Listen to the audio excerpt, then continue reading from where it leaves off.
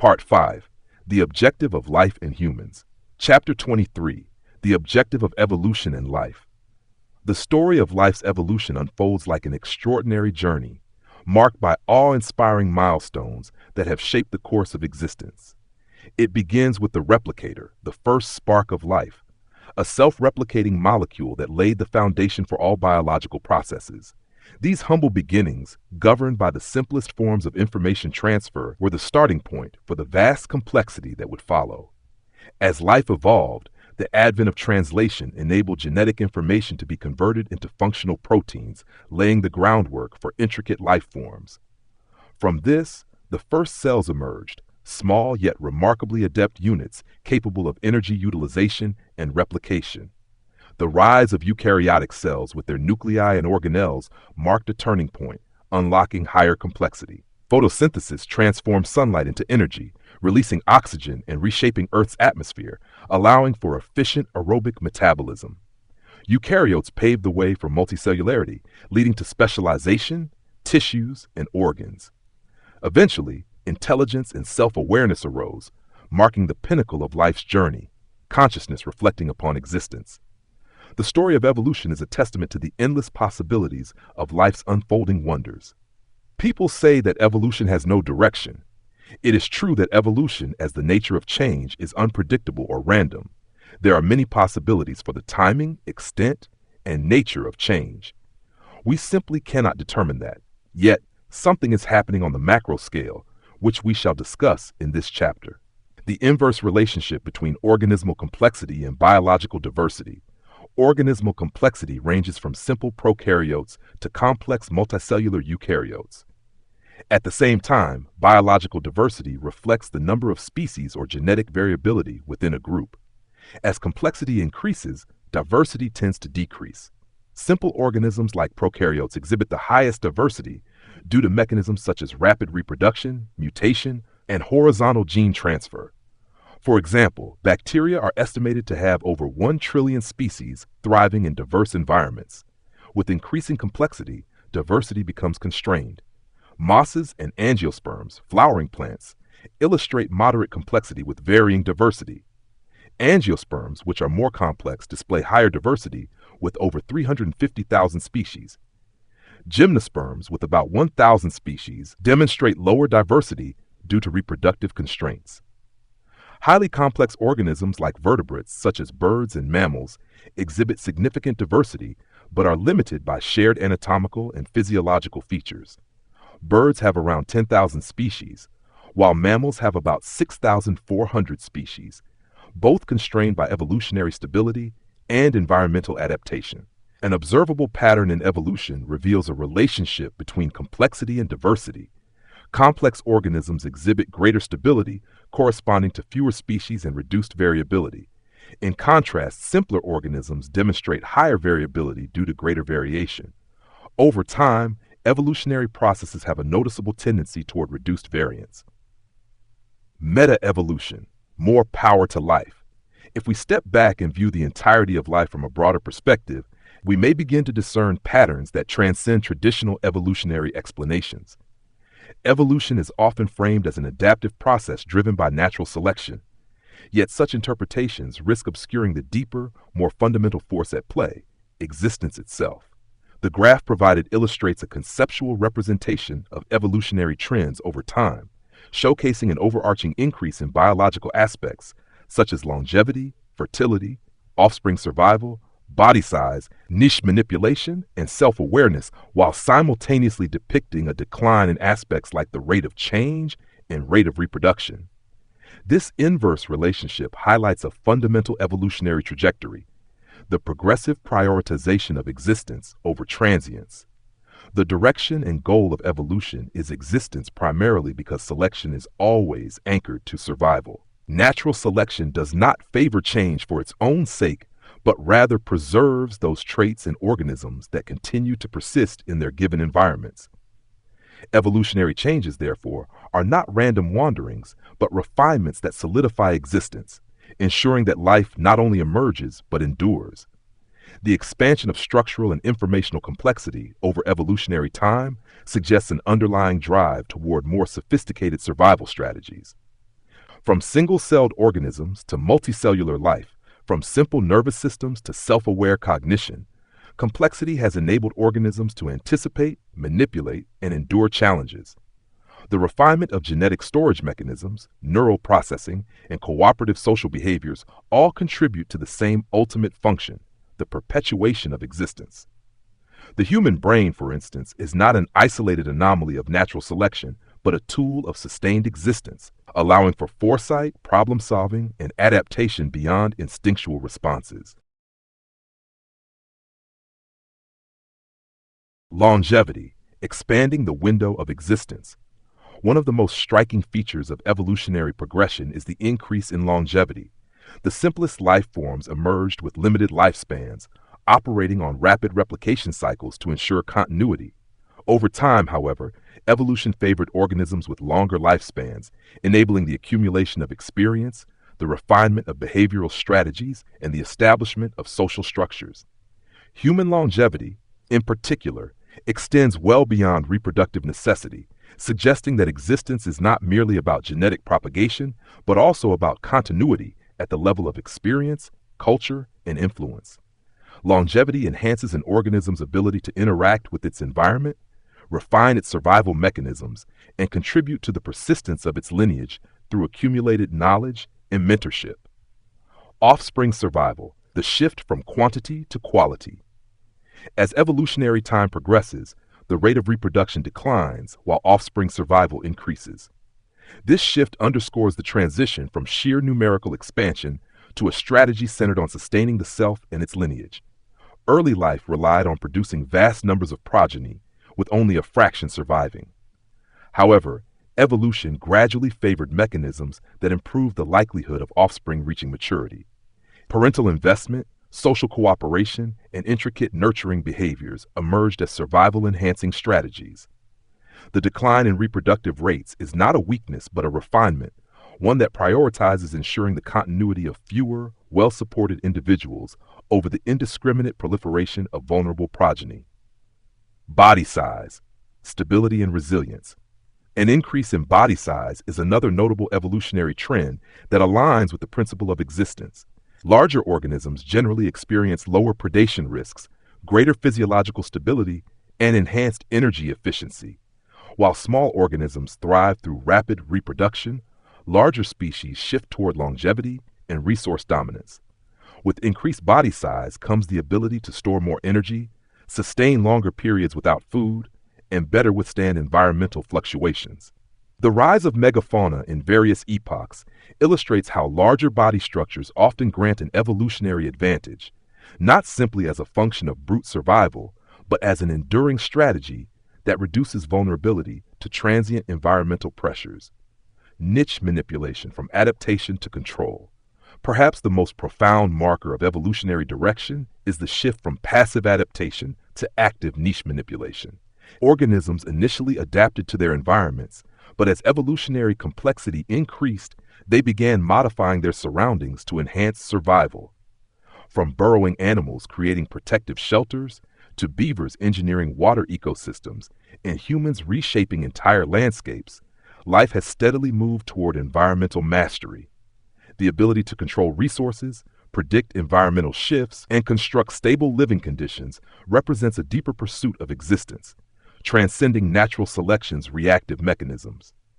In this light, evolution is not just about responding to nature, it is about redefining it. Starvation and the metabolic art of survival. A critical aspect of existence is the ability to endure periods of deprivation while remaining metabolically active. Evolution has consistently favored organisms that can persist through resource scarcity, leading to the development of dormancy mechanisms, metabolic suppression, and energy conservation strategies. The lungfish provides an extraordinary example of this principle.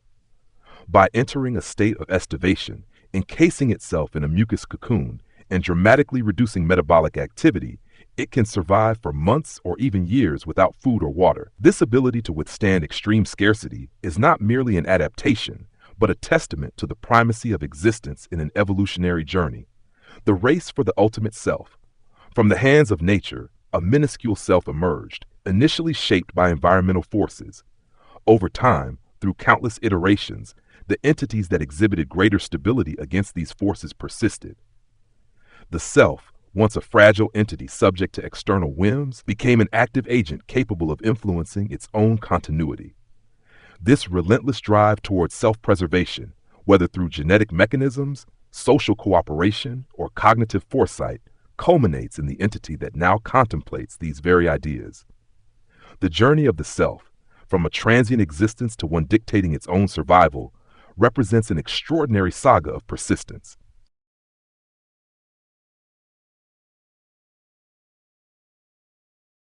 Existence is the goal of evolution. Natural selection encompasses a broad spectrum of selective pressures exerted not only by environmental factors, but also by interactions with kin, peers, mates, prey, and predators. These forces shape the evolutionary trajectory of organisms, influencing survival strategies and reproductive success. However, beyond passively adapting to these pressures, life has also developed mechanisms to either overcome or manipulate natural selection, reinforcing the idea that evolution is ultimately driven by the pursuit of existence. Overcoming natural selection involves developing traits that minimize or neutralize selective pressures, allowing organisms to persist despite environmental challenges. This approach often leads to increased resilience, longevity, or extreme adaptability, reducing an organism's susceptibility to selective forces. By limiting their exposure to such pressures, these organisms achieve stability and enhance their chances of prolonged existence. Conversely, manipulating natural selection entails actively influencing the factors that drive evolutionary change. Organisms that adopt this strategy modify their environments, regulate reproductive dynamics, or alter interactions with other species to steer selection in their favor. This proactive approach ensures not only survival, but also control over the conditions under which evolution unfolds. Both overcoming and manipulating natural selection ultimately serve the same function, prolonging existence. Whether through resilience that buffers against selective pressures or through control over evolutionary dynamics, these approaches reflect a fundamental drive to persist. The ability to endure and influence selection ensures the continuity of life, reinforcing that the core trajectory of evolution is existence itself. Natural selection, in all its forms, is anchored to survival, demonstrating that the primary outcome of evolution is not adaptation alone, but the sustained ability to persist in an ever-changing world. If there is a wonder, it lies not in evolution, but in existence itself. Evolution follows a natural course dictated by change, while existence is the true anomaly, the singular force ensuring the continuity of life despite relentless odds. When we examine the biological world, our focus must shift from the mechanics of adaptation to the deeper principle of existence. As the rate of change and reproduction decline, longevity, complexity, and survival-enhancing traits increase, reinforcing the idea that evolution does not merely select for transient advantages, but for mechanisms that enhance persistence. Evolution is a journey in which the destination is existence. The goal of life is neither to evolve nor to succumb to extinction, but to exist long and well. Evolution is merely the mechanism, not the objective. Organisms do not strive to change for the sake of change. They adapt only as a means to sustain their existence. The true trajectory of life is endurance, the ability to withstand time, pressure, and change while maintaining stability. Every biological process, from replication to adaptation, serves this singular purpose, the prolongation of existence, not its mere transformation. All structures, mechanisms, and behaviors should be interpreted through the lens of existence. Evolution is but the historical record of those who succeeded in persisting against the backdrop of inevitable and spontaneous change. The true aim of scientific inquiry should be to unravel the properties that enable existence, for that is the ultimate marvel, not change, not competition, but the defiance of oblivion. There is no Darwin and his Huxley to champion the significance of existence itself. Perhaps existence does not require one. Existence versus evolution. The question of whether existence or evolution holds greater significance has long been debated. Traditionally, adaptability has been celebrated as the highest form of intelligence, the ability to change in response to shifting conditions. This concept of adaptability is widely respected. and numerous quotes and philosophies underscore its value. I, too, deeply appreciate the importance of adaptability and its diverse applications. However, upon reflection, I believe existence holds a superior position. Existence, as an unaltered state despite changing conditions, embodies a stoic and steadfast attitude. This resilience demands extraordinary strength and capability. Entities that can endure external changes without evolving showcase an unmatched fortitude and coherence. In contrast, evolution reflects a form of plasticity, an adaptation to imposed changes that often indicates a compromise in the original state. To resist dictated changes requires immense inner strength, force, and determination. Applying this perspective to human nature, however, proves complex. Unlike other entities, humanity is not in direct conflict with the environment. Through evolution, we have acquired the ability to withstand environmental challenges or manipulate them to our advantage. In modern times, our pressures primarily arise from within our own socioeconomic structures and interpersonal dynamics. In a democratic society, where individuals coexist in a hierarchy, we are obligated to navigate life's complexities, seeking comfort, pleasure, and fulfilling biological objectives.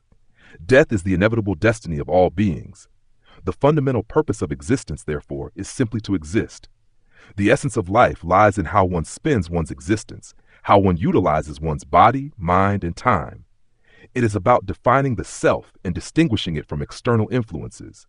The logic we adopt, shaped by language and perception, profoundly affects our inclinations, biases, and future paths. Life's true essence is found in the choices we make and the way we live through our finite existence. Objectives of life, spatial or temporal. Aristotle's final cause is to address the purpose of life. Since ancient times, humans have had a purpose for life. Purpose needs hope, hope needs belief, and belief comes from God. To many humans, purpose also becomes God. To go to heaven and be with God for eternal and immeasurable pleasures, or to be reborn into a better life. A hope derived from the intangible to achieve or reach the intangible is a viable goal, for it is immune to falsification. To pray and seek solace in reverence to God. To be able to deal with pain, risk, and uncertainty. Eventually, for God, by God, and through God became the mill recycling human lives. In my personal experience, the belief and worship of God did provide solace, joy, hope, and confidence to hope in times of need and desperation. In my school, we had many proverbs written on the walls, one of which was, "Work is worship." But what to accomplish and why to accomplish something more while basic existence is assured? Do animals accomplish more than mere living and reproduction? If being there is existence, how is the existence of a rock different from that of living organisms and humans? We shall try to address the objectives of life objectively. Humans will reproduce, and their children will often follow in their parents' footsteps. Shakespeare's 7 Ages of Man eloquently illustrates this cycle on the world's stage, progressing from a mewling infant to a whining schoolboy, then a passionate lover, a fighting soldier, a wise and round-bellied justice, a lean pantaloon, and finally to the second childhood, sans teeth, eyes, taste, and everything else, merely existing and occupying space until death. Why live if it is just to die? One can find answers by the enlightened, such as serving the Lord, carrying out the will of God, reproducing, serving mankind, uplifting the underprivileged, having a better life in the next life, going to heaven, etc. Lyrics of Kenny Chesney's "Everybody wants to go to heaven, but nobody wants to go now. None is in a hurry for heaven," capture our urge to hang around on earth alive, dining, drinking, pining, and whining. But why? In one of the episodes of Everybody Loves Raymond, a sitcom from the 1990s, Frank Barone says, "You want to know the meaning of life? You're born, you go to school, you go to work, you die." Then Frank Barone gets looked at as a shallow, mean, and raw individual. A similar and funny quote from Professor Robert Sapolsky: "We studied hard in school to get a good grade, to get into a good college, to get into a good grad school, to get a good job, to get into a good nursing home." A typical animal lives in the moment, and moment to moment without the worries of the future nor the burdens of the past. Compared to other animals, we do more than just exist and reproduce. We work to reduce our pains, increase comfort, and ensure the prolongation of our lineage. We work to increase the certainty of the future. Again, pain is not just about physical pain. It includes mental pain too. The mental pain emanates from our fellow beings, peer and social pressure. To derive something from peers, to live up to the expectations, to maintain the standards of society, to deliver on the promises and carry the burdens of lineage for many years to come, is indeed living the whole lifetime, future, in the moment. It is too dense a life per moment. That is immense pressure and stress.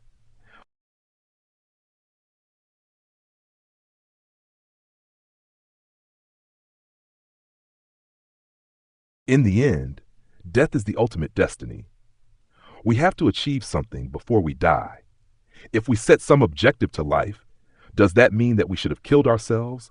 Or do we start wanting to die as soon as our life objectives are met? Like the salmon fish that swim upstream, spawn, and die as if there is nothing else to exist for. Like the male spider that gets eaten during coitus, and the plants that die after producing seeds. Suicidal reproduction, such as the mentioned examples, seems a logical ending if reproduction is the objective of life. Well, we could also argue that existence post-reproduction leaves the possibility for further reproduction. But then, should organisms that can no longer reproduce die? I recall a casual but profound conversation between my brother and my paternal grandmother many years ago. My widowed paternal grandmother, about 70 years old, has come to stay with us. She has diabetes and also has heart ailments. The doctor prescribed a diet that consisted of reduced amounts of carbohydrates and restricted non-vegetarian food. It was hard for her, and she became sad. During a conversation with her, my brother said, "Granny, we are eating to live, not living to eat." My grandmother replied, "No, I am living to eat. I have nothing else to accomplish in life. All I have left to enjoy is food. What is the point of living longer and being miserable?" Well, I'm unsure what to think of it. Probably it is subjective to the individual and the context. The important point, however, is that there is an inherent drive to exist. Not many would want to terminate their lives despite the conditions. However hard or bad the situation is, one can still hope for change in the challenging situation. At least all organisms, except some humans, strive to exist. If it is not for conditions such as social, emotional, or health issues, no healthy and happy human would want to die. The Australian biologist David Goodall sought assisted suicide at the age of 104 years. I was upset to read that news because I was of the view that none should choose to die. Being a biologist, how can he choose to die? But I am wrong and judgmental. In the words of David Goodall, "My life has been rather poor for the past year or so, and I'm very happy to end it." Apparently, he was unhappy that he was unable to work in his office with familiar people. He was unhappy about his fading eyesight and other health issues. He was unhappy to be dependent and cared for all day long by strangers. He said, "At my age, and even at rather less than my age, one wants to be free to choose death when death is the appropriate time." I certainly hope my story will increase the pressure for people to have a more liberal view on the subject. A similar incident apparently happened with Albert Einstein. He refused surgery for an abdominal aortic aneurysm and said, "I want to go when I want to go. It is tasteless to prolong life artificially. I have done my share. It is time to go. I will do it elegantly." He died at the age of 76. Like every other animal, humans are animals with a different category of accessory abilities. Our extraordinary abilities are largely dependent on our neurological capabilities of abstract thinking, language learnability, teachability, tool usage, and cooperation. Yet all these skills are for existence and reproduction. Then that must be the purpose of life. I do not think there is a purpose to the whole universe in life. It just happens. To exist and exist better than peers. Existence precedes essence. Jean-Paul Sartre. Why be born? To exist. Why exist? To reproduce. Why reproduce? To keep the lineage going. Why keep the lineage going on? It is inherent in genetic information, biology, and instincts. Why is there such an inherent instinct? There is no answer to this question. Assuming that the goal of living organisms is to exist in time, why so much whining, pain, school, and work? Rocks, mountains, stars, and planets seem to have accomplished existence over a long time, millions of years. In that sense, prehistoric rocks have lasted longer than any known species. Non-living entities accomplish existence sans struggle, sans reproduction, sans school, sans work, and sans competition. Baloney, where am I getting to? Non-living things exist as thermodynamically favored states and continue to exist without further degradation unless external energy is expended. Disappearing requires a significant amount of external energy to dismantle non-living things. The main difference between living and non-living things is that in living organisms, there is continuous recycling of matter in most parts, functional units, the cells of the body. Life is a dynamic force that endures through the challenges faced over generations, challenges that, if unmet, would lead to spontaneous death, degradation, and extinction. It is a battle against spontaneity and entropy, at least in terms of space and time. Life is the effort, potential, or capacity to exist, propagate, and preserve identity. Entities are guided by simple does and do nots, yet there is a vast gray area in between. One essential do is to live, no matter how. One fundamental do not is to not die. The entity can take any form, utilize any resource, engage in any activity, and employ any strategy. Do what you must, but above all, live and do not die. Life is an uncanny existence by virtue of inherent information despite the ever-changing environment. Here's to a long life and a merry one, a quick death and an easy one, a pretty girl and an honest one, a cold beer and another one. Irish proverb.